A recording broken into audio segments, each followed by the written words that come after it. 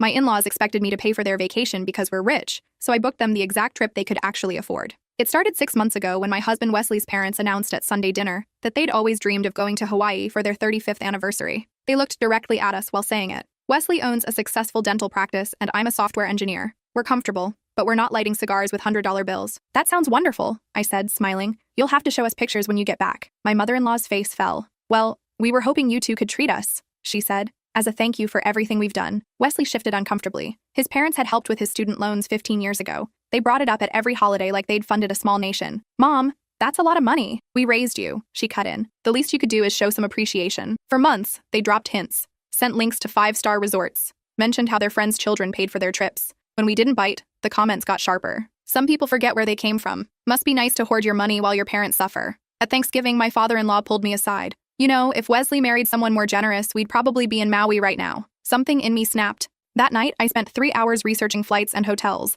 I created a detailed itinerary. Then I called them. We've decided to book your anniversary trip, I announced. The squeals of delight made my teeth hurt. Oh, honey, we knew you'd come around. When are we leaving? Next month. I'll email you the confirmation. I sent everything over. They called back within minutes. There must be a mistake, my mother-in-law said, her voice tight. This says we're flying to Cleveland. That's right. Cleveland? We wanted Hawaii. Hawaii costs $8,000, I explained calmly. But you only contributed $2,400 to Wesley's loans. With 15 years of interest at a generous rate, you've earned exactly $847. That's a weekend in Cleveland with a hotel near the airport and tickets to the Rock and Roll Hall of Fame. Silence. You're being ridiculous. Am I? Because you said we should pay for what you're owed. So I calculated it. My father-in-law got on the line. This is disrespectful. We're family. Then maybe you should have treated us like family instead of an ATM. They showed up at our house the next day. My mother-in-law was crying. My father-in-law demanded I cancel Cleveland and book Hawaii properly. The reservations are non-refundable, I said. That's when Wesley's sister Ramona arrived, suitcases in hand. I heard you're sending Mom and Dad on a budget trip, she said, smirking. So I told them about the villa.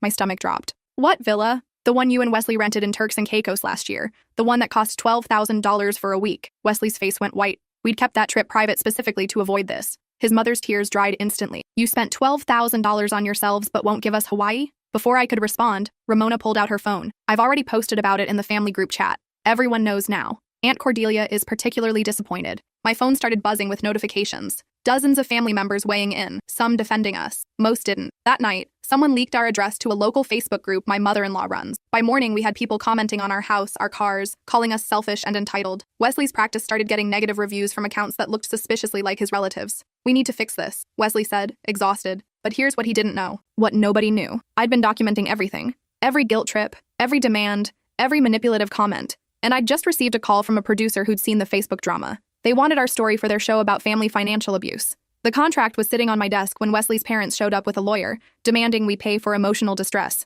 The lawyer's name was printed on his business card in gold embossed letters. Gerald Hutchins, Esquire. He wore a suit that probably cost more than the Cleveland trip. My clients have suffered significant emotional damage, he said, settling into our living room like he owned it. The public humiliation alone? Public humiliation? I interrupted. You mean the Facebook posts your clients orchestrated? Gerald's smile didn't reach his eyes. My clients simply shared their hurt with their community. What you did was calculated cruelty. My mother-in-law dabbed at dry eyes with a tissue. We only wanted to spend time with our son, to make memories before we're gone. You're 58, I said flatly. Heart disease runs in the family, my father-in-law added quickly. Wesley sat frozen beside me. He'd been like this since the Facebook group exploded, torn between the family he was raised in and the family he'd chosen. Gerald pulled out a folder. We're prepared to settle this quietly. $50,000 should cover the emotional distress and reputational damage. We'll also require a public apology and, of course, the Hawaii trip. I laughed. Actually laughed. You can't be serious. We're very serious, my father-in-law said. And if you don't agree, we'll sue for everything you have. That's when I pulled out my own folder. Before you do that, you should probably look at these. I spread the documents across the coffee table. 15 years of receipts. Every holiday where they'd mentioned the student loans. Every guilt trip documented with dates and times. Text messages, emails, voice recordings. What is this? Gerald asked, his confidence wavering. Evidence, I said, of a pattern of financial coercion and emotional manipulation spanning over a decade. I pulled out my phone and played a recording from Thanksgiving. My father-in-law's voice filled the room. If Wesley married someone more generous, we'd probably be in Maui right now. My mother-in-law's face went pale. You recorded us? In our own home, I confirmed, which is perfectly legal in this state. One-party consent. I handed Gerald another document. This is a cease and desist letter from my attorney. Your clients have engaged in defamation, harassment, and cyberstalking. The negative reviews on Wesley's practice? All from fake accounts traceable to their IP address. Gerald flipped through the pages, his expression darkening. We also have screenshots of the Facebook group, I continued, where your clients encourage their friends to harass us. That's conspiracy to cyberstalk, a Class 4 felony in this state. The room went silent. You're bluffing, my father-in-law said, but his voice shook. Am I? I pulled out another paper. This is the contract from the production company. They're paying us $75,000 to tell our story on national television about family financial abuse. They're particularly interested in the part where you used a $2,400 loan to manipulate your son for 15 years. My mother-in-law stood up so fast she knocked over her purse. You wouldn't dare. Try me. Wesley finally spoke. Mom, Dad, you need to leave. His mother turned to him, tears now genuine. Wesley, honey, she's poisoning you against us. No, he said quietly. She's protecting us. Like I should have done years ago. He stood, his hands shaking but his voice steady. You've held that loan over my head since I was 23. Every birthday, every Christmas, every time we had good news, you found a way to remind me, to make me feel guilty for being successful. We sacrificed for you, his father protested. You made an investment in your son's future, Wesley corrected. Then you charged interest on love that should have been free. Gerald gathered his papers. My clients will be in touch. No, they won't, I said. Because if they contact us again, we're filing a restraining order, and we're calling the production company, and we're pressing charges for the defamation campaign. After they left, Wesley collapsed onto the couch. Did that really just happen? I sat beside him, my adrenaline crashing. Yeah, the TV show, he said slowly. Is that real? I pulled up the email on my phone. He read it twice. They want to film next week. Only if you're okay with it, I said. But Wesley, this isn't just about us anymore. The Facebook group has 300 members. Half of them are sharing similar stories about their own families, about being treated like ATMs, about guilt and manipulation. He rubbed his face. My whole life I thought it was normal, that all parents did this. It's not normal, I said gently, and you deserved better. We sat in silence for a long time. My phone buzzed. A text from an unknown number. You're going to regret this. Then another. Ungrateful bitch. Another. Hope you're happy destroying a family. I showed Wesley. His jaw tightened. They're using their friends to harass you. Probably, I said. But they're also creating more evidence. I screenshot each message, documenting the phone numbers. Over the next 3 days, we received 47 harassing texts and emails. Someone egged our house. Someone else left a dead rat in our mailbox. But we also received something else. Messages from people in the Facebook group who'd been bullied into silence by my in-laws.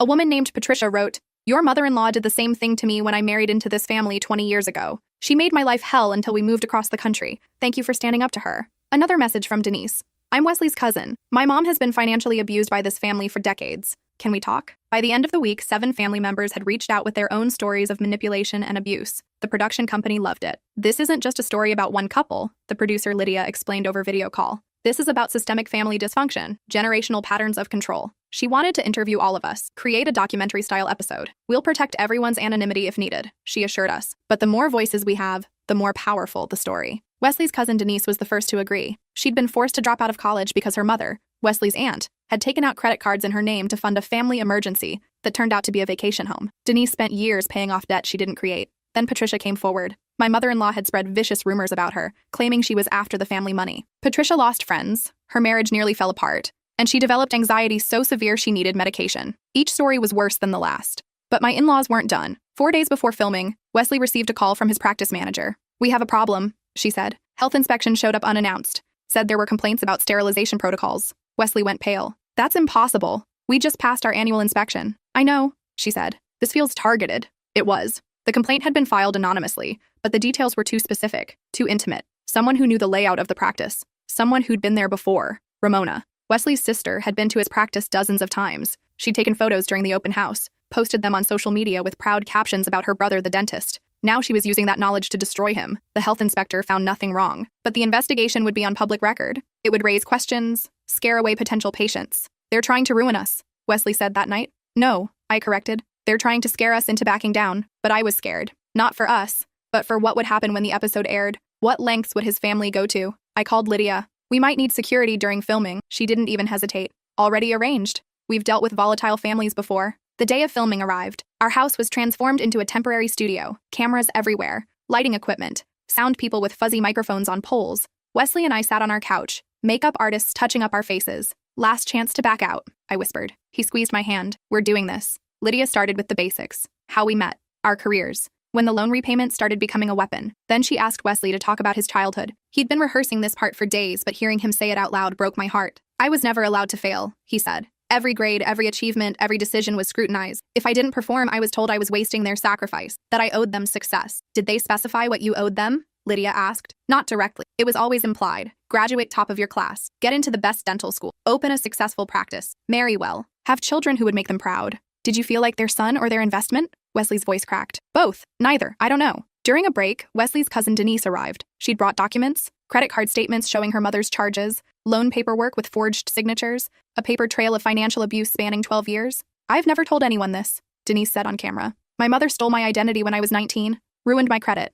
When I confronted her, the family rallied around her, said I was being dramatic. That family takes care of family." "Did you go to the police?" Lydia asked. "I tried, but she's my mother. Everyone made me feel guilty for even considering it. So I just paid off the debt and moved away." Patricia told her story next, how my mother-in-law had systematically isolated her from the family, spread lies about infidelity and gold digging. "She convinced my husband that I married him for money," Patricia said, her voice steady but sad. "We almost divorced over it. It took years of therapy to rebuild our marriage." "Why did she target you?" Lydia asked. "Because I asked questions about why the family always needed money, about where the loans were actually going. Nobody in this family is allowed to question the matriarch." As the day wore on, a picture emerged. My mother-in-law wasn't just controlling. She was running something close to a family pyramid scheme. Money flowed up to her and my father-in-law, while those at the bottom were bled dry through guilt, obligation, and manipulation. The student loan they'd given Wesley, they'd taken it from Denise's college fund without telling her. The medical emergency that required Patricia's husband to take out a second mortgage, a lie to fund their kitchen remodel. Every financial crisis was manufactured. Every urgent need was exaggerated.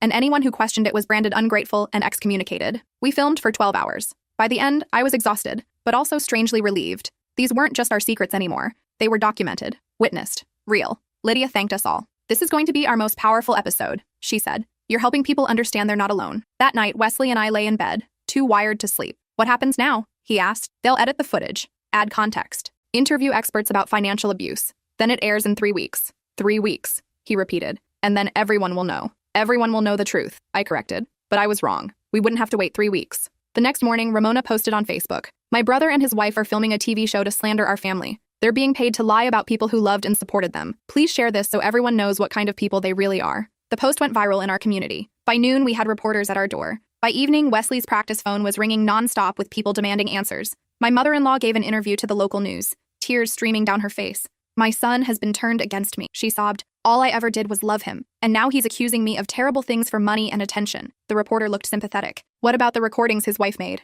"Taken out of context," my father-in-law interjected. "Every family has disagreements, but to secretly record your own family? That's a betrayal. They painted us as villains, greedy, manipulative, willing to destroy family bonds for fame." The backlash was immediate. Wesley's practice got review bombed again. Someone spray-painted "family destroyer" on our garage door. I received death threats. But something else happened too. The Facebook group my mother-in-law ran started turning against her. People who'd known her for years began asking questions, pointing out inconsistencies in her story. One woman wrote, "Wait, didn't you tell me last year that Wesley never paid back your loan? Now you're saying he did, but it wasn't enough?" Another, "I've known you for 10 years. Every single year you've had a different family emergency that needed money. How many emergencies can one family have?" The cracks were showing. Then Patricia dropped a bomb. She posted in the group, her account no longer anonymous. "Linda, you told everyone I was a gold digger who trapped your nephew. But I have the messages you sent me, the threats, the times you told me to leave the family or face consequences. Should I share those?" My mother-in-law scrambled to delete the post. But it was too late. Screenshots spread across the group. More people came forward, each with their own story of manipulation, control, and financial abuse. The local news reporter who'd interviewed my in-laws called us. "I'd like to do a follow-up," she said. "After speaking with more people, I think there's a bigger story here." We declined. The documentary would speak for itself. But Lydia had a different idea. "We're moving up the air date," she said. "The publicity is actually working in our favor. People are talking about financial abuse in families. We want to strike while the conversation is hot." The episode was scheduled to air in 1 week. That week was the longest of my life. We hired security after someone threw a brick through our window. Wesley took a leave of absence from his practice. We barely left the house. But we also received support. Hundreds of messages from people sharing their own experiences with toxic family dynamics. Therapists offering free counseling. Lawyers volunteering to help us file charges. The night before the episode aired, Wesley's phone rang. His mother. He almost didn't answer. But something made him pick up. "Wesley," she said, her voice small. "Please don't do this." "Don't do what?" he asked. "Tell the truth? You're going to destroy this family." "No, Mom, you did that. Years ago. I'm just finally admitting it." "I'm your mother," she whispered. "Doesn't that mean anything?" Wesley looked at me. I nodded. "It means everything," he said. "That's why this hurts so much. Because I wanted you to just love me. Without conditions. Without debts. But you turned my whole life into a transaction." She started, but he continued. "Do you even know why I became a dentist? It wasn't because I loved teeth. It was because you told me doctors make money, and you needed me to make money so I could pay you back. I built my entire life around your expectations. And it was never enough." Silence on the line. "I'm sorry," she finally said. "I didn't realize." "Yes, you did. You just didn't care. Because you needed to be the center of everything. The matriarch. The one everyone owed." "Wesley, I'm done, Mom. After tomorrow, the whole world will know what you are. And maybe then you'll understand what you've taken from all of us." He hung up. That night, Neither of us slept. We lay in the dark, holding hands, waiting for morning. The episode premiered at 8 p.m. We watched it in our living room, the curtains drawn, doors locked. Seeing our story unfold on screen was surreal. They'd done it justice, shown the pattern, the manipulation, the way love had been weaponized across generations. But it was the expert commentary that hit hardest. Dr. Chen, a psychologist specializing in family systems, explained, "Financial abuse within families is particularly insidious because it's wrapped in the language of love and obligation. The abuser convinces the victim that they're not being abused at all. They're just being a good son, a dutiful daughter, paying back what they owe." Another expert, a lawyer, discussed the legal gray areas. Most financial abuse within families isn't illegal. It's coercion, manipulation, emotional blackmail. But it's nearly impossible to prosecute, which is why victims often feel trapped. Then came the interviews. Wesley, me, Denise, Patricia, 5 other family members we hadn't met before the filming. All of us saying the same thing in different ways. We thought it was normal. We thought we were the problem. We thought we owed them everything. The episode ended with Wesley speaking directly to the camera. "If you're watching this and recognizing your own family, I want you to know, you don't owe them your entire life. Gratitude is wonderful, but it shouldn't cost you your mental health, your financial security, or your sense of self. Love shouldn't come with interest." The screen faded to black. My phone exploded. Text messages, emails, social media notifications. Thousands of them. Most were supportive. People thanking us for sharing, for validating their experiences, for giving them permission to set boundaries. But some were vicious, calling us ungrateful, accusing us of destroying the sacred bond between parents and children, saying we deserved whatever happened next. Those messages came mostly from my in-laws' generation, people who believed children owed their parents everything, that questioning your elders was disrespectful, that family loyalty meant accepting abuse with a smile.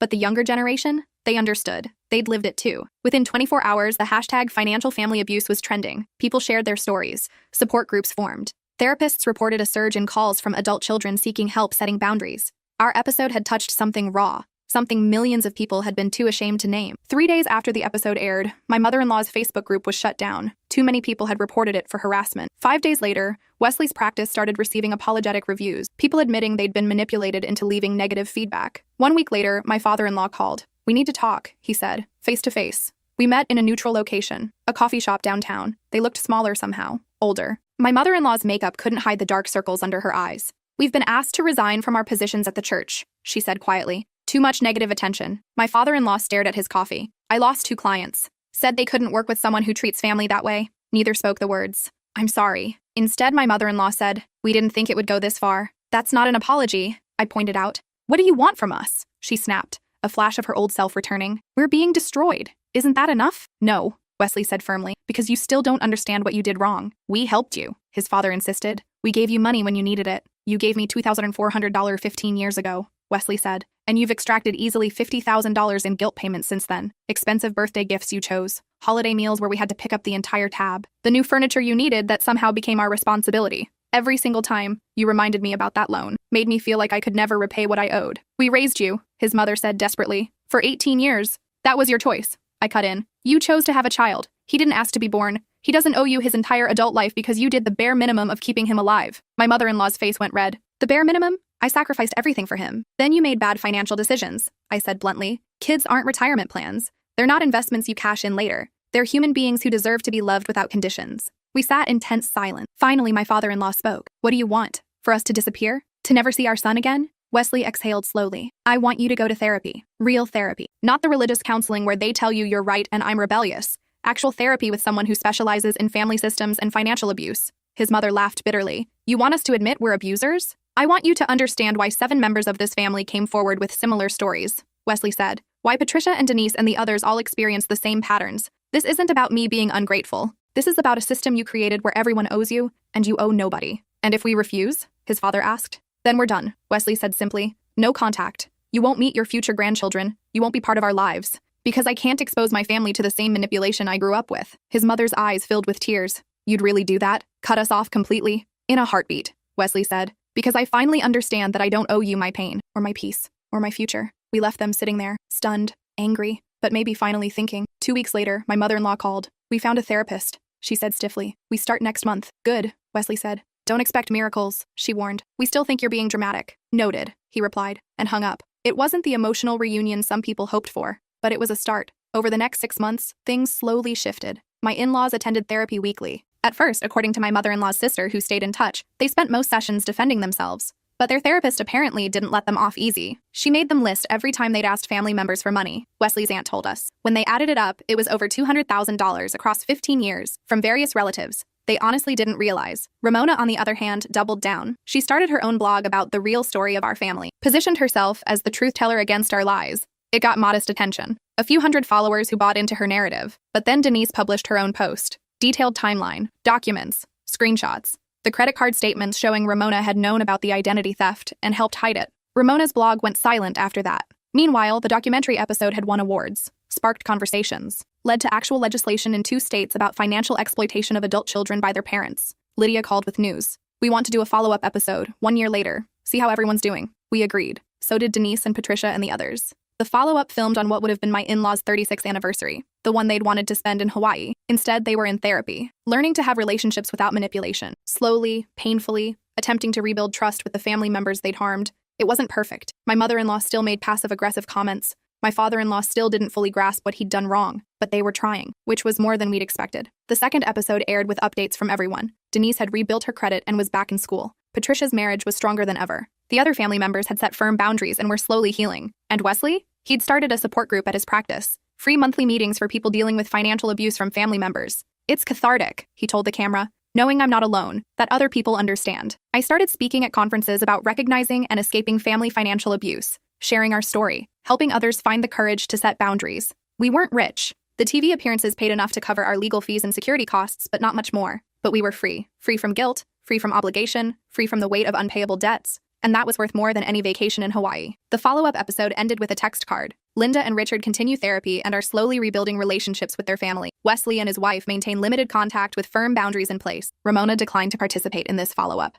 Another card appeared. If you or someone you know is experiencing financial abuse from family members, resources are available. You are not alone. The night it aired, we got a different kind of message. From my mother-in-law. Thank you, it read, for not giving up on us, even when we deserved it. Wesley stared at his phone for a long time. Do you think they've actually changed? He asked. I don't know, I admitted. But maybe that's okay. Maybe we don't need them to be perfect. We just need them to be accountable. He nodded slowly. We're still not paying for Hawaii, though. I laughed. Absolutely not. 6 months after the follow-up episode aired, something unexpected happened. My mother-in-law got a job, her first in 30 years, part-time at a library, nothing glamorous, but it was hers. Money she earned without manipulating someone. She called Wesley to tell him. I forgot what it felt like, she said quietly. To have my own thing, not dependent on your father or you or anyone else. I'm proud of you, Wesley said, and meant it. It was the first genuine conversation they'd had in years. My father-in-law started volunteering at a financial literacy center, teaching budgeting classes to young adults. Maybe if I help others avoid my mistakes, he told Wesley, it'll mean something. It wasn't redemption, but it was recognition. That Christmas, we had dinner together, just the 4 of us.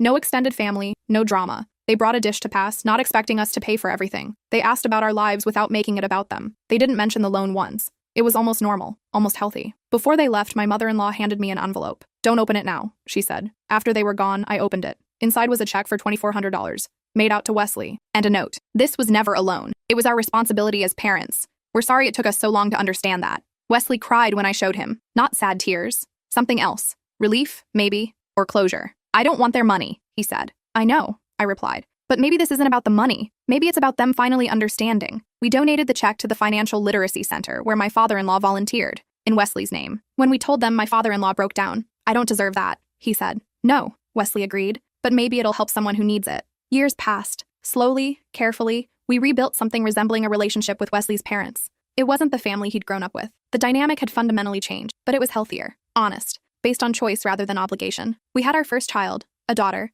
3 years after the documentary aired. My in-laws asked if they could meet her. We said yes, with conditions. They couldn't buy expensive gifts, couldn't make comments about what we owed them, couldn't undermine our parenting. They agreed. The first time my mother-in-law held her granddaughter, she whispered, I'm going to do better with you, I promise. And she did. They both did. Not perfect, but better. They respected our boundaries, supported without smothering, loved without keeping score. Sometimes I wondered what would have happened if I hadn't booked that Cleveland trip. If I'd just given in, paid for Hawaii, and swallowed my resentment. We'd probably be miserable, trapped in an endless cycle of guilt and obligation. Instead, we broke the cycle. Not just for us, but for the next generation. Our daughter would grow up knowing love doesn't come with interest. That family means support, not debt. That gratitude is a gift, not a weapon. The documentary still airs occasionally. We get messages from time to time, people sharing their own breakthroughs, their own Cleveland moments. Some relationships survived, many didn't. But everyone who spoke up, who set boundaries, who refused to be financial hostages to their families, They all said the same thing. For the first time, I feel free. And really, that's what it was always about. Not money or vacations or who owed what to whom. Freedom, self-determination, the right to build a life without someone else's hand on the scale.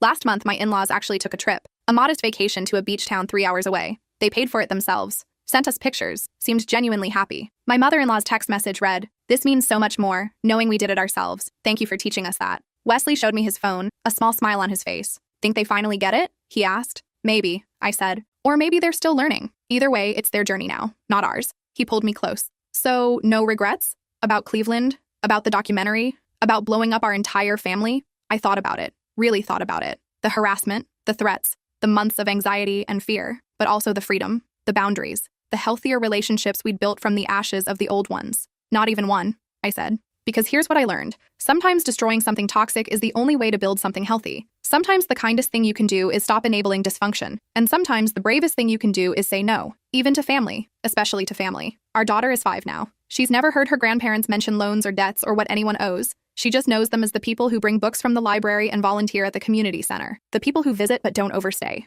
who help but don't control, who love her freely with no strings attached. That's their redemption. Not the therapy or the apologies or the returned money, but the fact that she'll never know the version of them that we did. She'll never feel like a financial obligation, an investment that needs to pay off. She'll just be loved, period. And that's worth more than all the trips to Hawaii in the world. Sometimes I think about that first Sunday dinner, when they looked at us expectantly, assuming we'd fund their dreams. If I could go back, would I handle it differently? Maybe I'd be kinder in my delivery, less calculated in my revenge. But the outcome? No, I wouldn't change that. Because we didn't just book them a trip to Cleveland. We booked ourselves a trip to freedom. And that's the destination that mattered all along. I won't pretend it's always easy. Even now, years later, there are moments of tension. Last month, my mother-in-law suggested we all go on a family vacation together. To Hawaii, of all places. My stomach dropped. Here we go again. But then she quickly added, "We'd pay for ourselves, of course. We just thought it would be nice to make new memories. Better ones." Wesley and I exchanged glances. "Let me check our budget," he said carefully. "Of course," she replied. "No pressure. We know you have your own family to think about now. No guilt trip.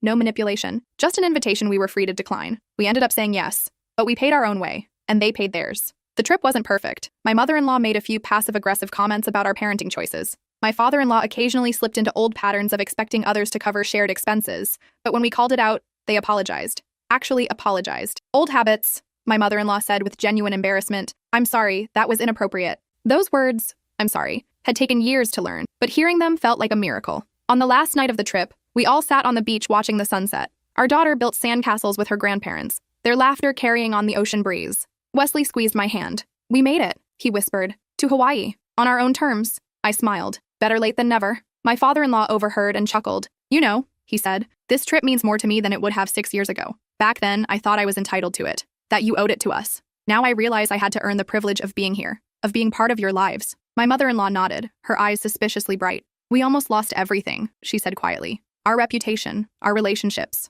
our son. And for what? Pride? Control? Money that didn't even matter in the end?" She turned to me. "I know I can never fully make up for what I put you through, but I want you to know, I'm grateful. Not for the money or the trips, but for the fact that you loved my son enough to fight for him, even when that meant fighting against me." It wasn't a Hollywood moment. No dramatic music, no tearful embrace, just a simple acknowledgement, an understanding that had taken years of therapy, pain, and hard work to reach. "Thank you," I said, and meant it. That night, Wesley and I walked along the beach alone. Our daughter was asleep in our room, exhausted from playing in the waves all day. "Do you ever wonder," Wesley asked, "what our life would look like if you'd just booked them Hawaii from the start?" "All the time," I admitted. "And every time I realize we'd be here physically, but not really here. We'd be resentful, they'd be entitled, and nothing would have changed. The Cleveland trip was the catalyst," he said thoughtfully. "It wasn't just about the destination. It was about forcing everyone to face the truth. A very expensive, very public truth," I said wryly. He laughed. "Was it worth it? The documentary? The harassment? The threats?" I looked back at the hotel where our daughter slept, where my in-laws were in their own room, paid for with their own money, where boundaries existed and respect was mutual. "Every single second," I said. Because here's what most people don't understand about setting boundaries with toxic family members. It's not just about stopping the abuse. It's about creating space for something better to grow. If we'd caved to the pressure given them Hawaii, swallowed our feelings, the toxicity would have continued, probably gotten worse. Our daughter would have grown up watching her father be manipulated, seeing her mother dismissed, learning that love means accepting abuse. Instead, she's growing up seeing healthy boundaries, watching adults apologize when they're wrong, learning that family means respect, not obligation. That's the real gift. Not the trip to Hawaii or the money we saved or the documentary that aired, but the generational cycle we broke. The therapy my in-laws attend isn't just helping them, it's helping our daughter, her future children, every generation that comes after. Because we stopped the pattern, drew a line in the sand, said no more. And yes, it was brutal, messy, public, and painful. But sometimes the only way to save something worth saving is to first destroy what's killing it. We stayed in Hawaii for a week, made new memories, better ones. But the memory I treasure most isn't from that trip. It's from 2 weeks after we returned home. My mother-in-law called, crying. "What's wrong?" Wesley asked, alarmed. "Nothing's wrong," she said, her voice thick with emotion. "I just wanted to say, I'm proud of you. Not for your practice or your house or your success, but for having the courage to stand up to me, for protecting your family, for being the kind of father I should have encouraged you to be." She paused. "I know I'm late saying this. Years too late. But I'm grateful you didn't give up on me completely, that you gave me a chance to do better." Wesley was quiet for a long moment. "I'm proud of you too, Mom," he finally said, "for doing the work, for trying to change." After he hung up, he sat in silence, processing. "You okay?" I asked. "Yeah," he said softly. "I think I finally am." And he was. We both were. Not because the situation was perfect or our relationship with his parents was fully healed, but because we'd done the hardest thing imaginable. We demanded better and refused to accept less. That's the real ending of this story. Not the documentary or the confrontation or the trip to Hawaii, but the quiet moments after, the therapy session, the awkward conversations, the slow, painful growth, the realization that healthy relationships require work from everyone involved, and the understanding that sometimes love means disappointing people, setting boundaries they don't like, choosing yourself when they want you to choose them. Our daughter will grow up hearing this story, not as a cautionary tale, but as a reminder that she never has to set herself on fire to keep others warm. That no is a complete sentence. That family members who truly love you will respect your boundaries, even when it's hard. Last week, she asked why we have rules about visiting grandma and grandpa. Because, I explained carefully, boundaries keep relationships healthy, like fences between neighbors. They're not meant to keep people out. They're meant to show where respect begins. "Did grandma and grandpa not have good fences?" she asked. I smiled at her 5-year-old wisdom. "Not at first, but they're learning to build them now. And that's what matters." She nodded, satisfied, and went back to her coloring. Simple in the way only childhood can be. But that simplicity is hard-won, built on years of difficult conversations and painful truths. So when people ask if I regret booking that Cleveland trip, my answer is always the same. I regret that it was necessary. I wish his parents had been capable of healthy love from the start. But do I regret standing up for us? For refusing to be manipulated? For drawing the line? Not for a single second. Because that Cleveland trip, as ridiculous as it seems, was the first time I prioritized our peace over their expectations. It was the moment I stopped negotiating with emotional terrorists. And it was the catalyst that eventually led to genuine healing. Not the kind of healing where we pretend nothing happened, but the kind where we acknowledge the harm, do the work, and slowly build something better. Some family members never forgave us. Ramona hasn't spoken to us in years. Various aunts and uncles chose sides, and we lost relationships we thought were solid. But the relationships that survived, they're stronger, built on truth instead of obligation, on respect instead of guilt. And honestly, I prefer a small circle of genuine relationships to a large circle of toxic ones. Quality over quantity. Always. Wesley sometimes jokes that we should write a book. How to Book Your Toxic In-Laws, A Trip to Cleveland and Survive. I laugh every time, but there's truth in the humor. Because this isn't just our story. It's the story of millions of people trapped in toxic family dynamics, afraid to rock the boat, convinced that maintaining peace is worth sacrificing themselves. To all of them, I'd say this. Sometimes the boat needs to be rocked. Sometimes peace isn't peace at all. It's just silence in the face of abuse. And sometimes, the most loving thing you can do is refuse to participate in dysfunction. Will it be easy? No. Will everyone understand? Absolutely not. Will there be consequences? Probably. But will you finally be free? Yes. And that freedom, the ability to live authentically, set boundaries, and choose relationships that honor your worth, is priceless. More valuable than any trip to Hawaii. More precious than any family approval. Because at the end of the day, you only get one life. And spending it as a hostage to other people's expectations is no way to live. So if you're reading this from inside a toxic family dynamic, wondering if you have the right to set boundaries, wondering if you're being ungrateful or selfish, you're not. You deserve respect. You deserve relationships that don't cost your mental health. You deserve to say no without being punished. And if the people in your life can't accept that, maybe they're not the family you thought they were. Or maybe, like my in-laws, they need a wake-up call to start doing better. Either way, the outcome isn't your responsibility. Your responsibility is to protect yourself and the family you choose to build. Everything else is secondary. That's the lesson I learned from one weekend in Cleveland that never happened. That saying no, drawing boundaries, and demanding better doesn't make you the villain. It makes you free. And freedom, I've discovered, looks different for everyone. For some, it's cutting contact completely. For others, it's maintaining limited contact with strict boundaries. For us, it's landed somewhere in between. Conditional connection, earned trust, relationships that exist because we choose them, not because we're obligated to them. Your freedom might look different, and that's okay. The important thing is that you choose it, deliberately, unapologetically, because you deserve to live a life that's yours, not a life choreographed by guilt, manipulated by obligation, or dictated by people who confuse control with love. So book that metaphorical trip to Cleveland, draw that boundary, have that difficult conversation. It might blow up your whole world, but sometimes that's exactly what needs to happen for something better to grow. And when people ask if you regret it, you'll know the answer. Not for a single second, because the destination was never Hawaii or Cleveland or anywhere else. The destination was always freedom, and that's worth every difficult moment it took to get there.